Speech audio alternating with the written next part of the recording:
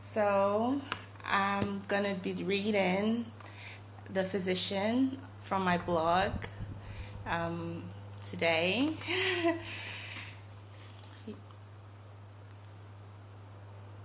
Okay. Hi, Ozzy. Okay, let me go to the post.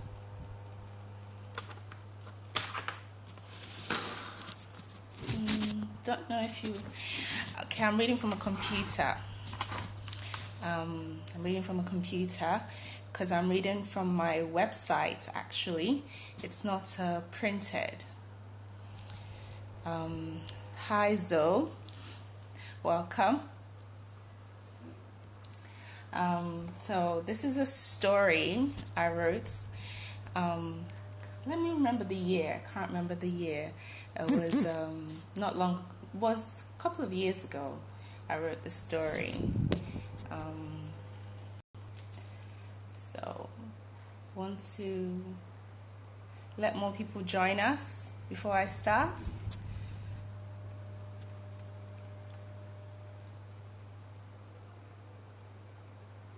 So if you want to read the story as well, you need to go to my blog. I'll type it so that you know where to go.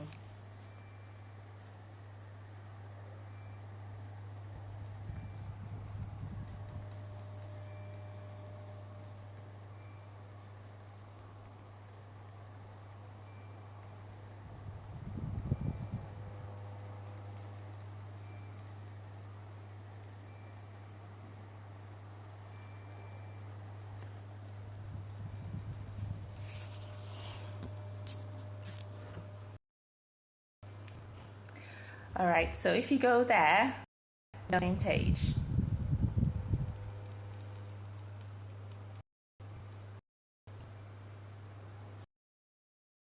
Hi, you're welcome.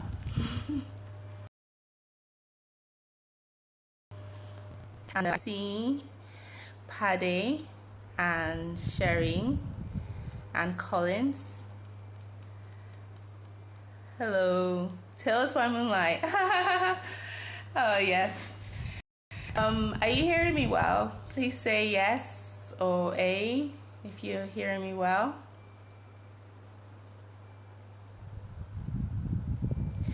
I see Bluey and Lincoln Hands Foundation. All right, I'm trying to figure out the dates I published this story. It's been a few years, I believe.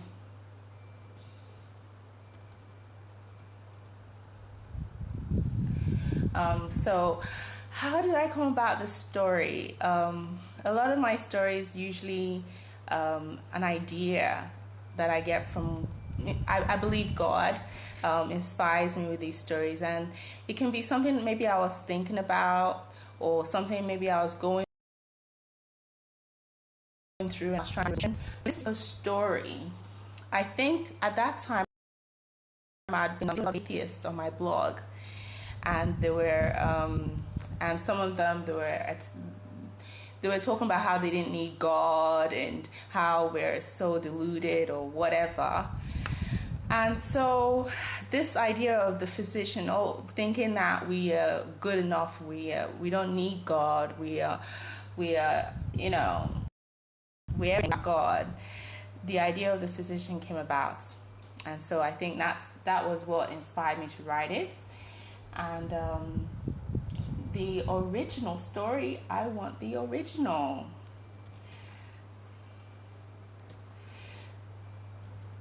So I'm trying to find the date I wrote it. So are we ready to start? You guys ready for me to start? Should I start now? Thanks for all the feedback. Thanks for telling me you can hear me. That's great. Okay.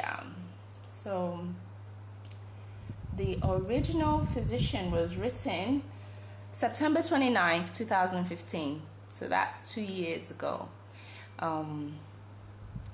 So Farida, when is good for me to start? Just say start and then I'll start. Thanks for everyone who's joining. I can see you. The latest is Smart Indara. Thanks for joining. Are the kids there? Yeah, you have your kids listening? I didn't write this story for kids, so you might need to explain to them some of the things I say in it, but it's totally child friendly. Okay, so I'm going to start. Yes. So I found out the date I wrote it. So I already sent a message where you can follow me on the story. So I'll be looking at the screen. I'll try my best to look at you often. If I show you the screen, you'll see it's not very good because it's a computer. So you can't really, so it's better you look at your screen if you have it all on your phone. Or you just listen. Okay. So, the physician. There was a rich man who lived long ago in Manchester, England.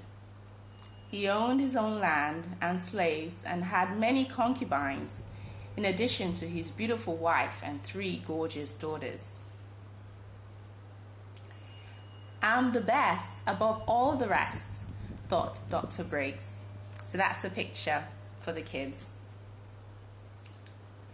They lived the life of the nobles and enjoyed great health and prosperity. As a doctor, he earned a lot from his medical practice and charged huge sums for treatments because everyone knew he was the best in town. He often turned away poor people who came to him desperate, but didn't have enough to pay or travel elsewhere for treatments. Rumor had it that many were buried in the land across from him. However, one day the doctor fell ill. He didn't know how to treat this particular ailment that consumed all his energy, emotional as well as physical. Everything he tried, he couldn't restore his health, and he became unable to practice his trade. He lost his business, then he lost his wife, who took his beautiful daughters from him and fled with his wealth when she learned that he had been cheating on his taxes and owed a massive sum to the state. His concubines deserted him, and his slaves and land were sold off to pay off his debt. He was alone, broken, and destitute, and on the verge of death. Everybody needs somebody sometimes, Dr. Briggs realized when he had nobody. That's another picture for the kids.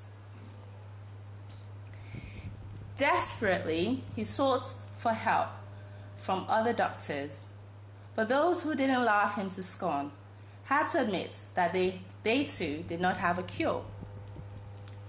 They told him of one great physician who practiced in London. According to rumor, his charges were astronomical. They were so extreme that many rich who went to him had to sell off everything for his miracle solutions. But his prices were different for everyone, so they told him that he would have to go to the physician himself to inquire. The doctor was afraid. He knew how harsh he had been to others who came to him for aid. He knew that if he was turned away, it would be all he deserved. He feared that the great physician would also laugh him to scorn because his boasting had spread far and wide. Oh, how proud he had been. How arrogantly wicked and selfish. He couldn't bring himself to go to the physician. So he stayed in Manchester, begging on the streets for change. "Oh, what I would do for a little kindness," Dr. Briggs begged on the streets. That's another picture for the kids. Death drew ever closer, and he resigned himself to it. Then he heard the clank of a pound in his begging bowl and looked up. The person smiled at him before they started to walk away. In that instant, he recognized the man. It had been one of his neighbors who ran a farm, but had fallen ill. However, when this neighbor came to him desperate for treatment, He had turned him away for not having enough to pay. The doctor stared in unbelief, as the farmer was obviously well and restored. "Carlton!" he called out. The farmer stopped and turned around to look at the beggar, wondering how he knew his name. As if to answer the question, the beggar replied, "Briggs! It's me, Dr. Briggs!" Instantly, the farmer recognized him and went to his side. He inquired as to what had humbled Dr. Briggs and was sad when he learned his story. He told his own story about how he also went to the great physician who had been merciful to him and treated him without charge. He encouraged the doctor to go and ask. Maybe the physician would help him too. He added to his pound enough money for Dr. Briggs to make the trip to London. Dr. Briggs marveled at the farmer who had been so kind when he had been so horrible to him. He thought to himself that he had nothing to lose. He would go to the physician and beg for mercy. So he made the hard and long trip to London, hanging to life only with hope of relief. He was shown the great physician's humble practice in East London, and for a moment pride gripped his heart. He thought, what could someone like this have to offer me? But he repented of his thoughts. From nowhere, he uttered, "God, please forgive me." So we have another picture of the humble practice for the kids. And it says, what could a man like this have to offer me? Dr. Briggs thought pridefully.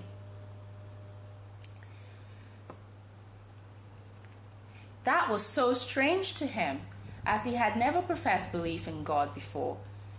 With renewed hope, he knocked on the door. The physician came to the door and said, "Briggs, welcome. I've been expecting you." Stunned by this grace, Briggs walked into the physician's practice a humble man. The physician didn't laugh him to scorn as he had feared, and the price he requested was no burden to pay, as he had been led to believe. However, sadly, he knew that the old Briggs could not have paid the price.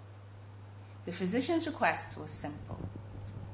"As I have loved you, go and love others." So we have a picture of Jesus on the cross for the kids, and it says, "As I have loved you, so do to others," said the great physician. The end. Thanks for listening.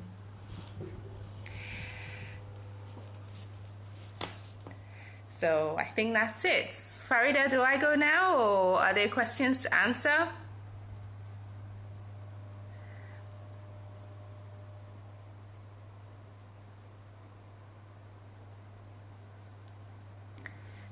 So is it bye-bye? Thanks, Kelvin. Did you enjoy that? There are more stories like that with very powerful lessons on my blog. Not all of them are that child-friendly, but the physician is one. The Lord's Garden is another. Giving Your Last is another good one that you can read to the kids. I think there's another one. I'll send the links. I should do it again. I want to know what's to happen, Farida. Do I get to read again? Or should I read another one?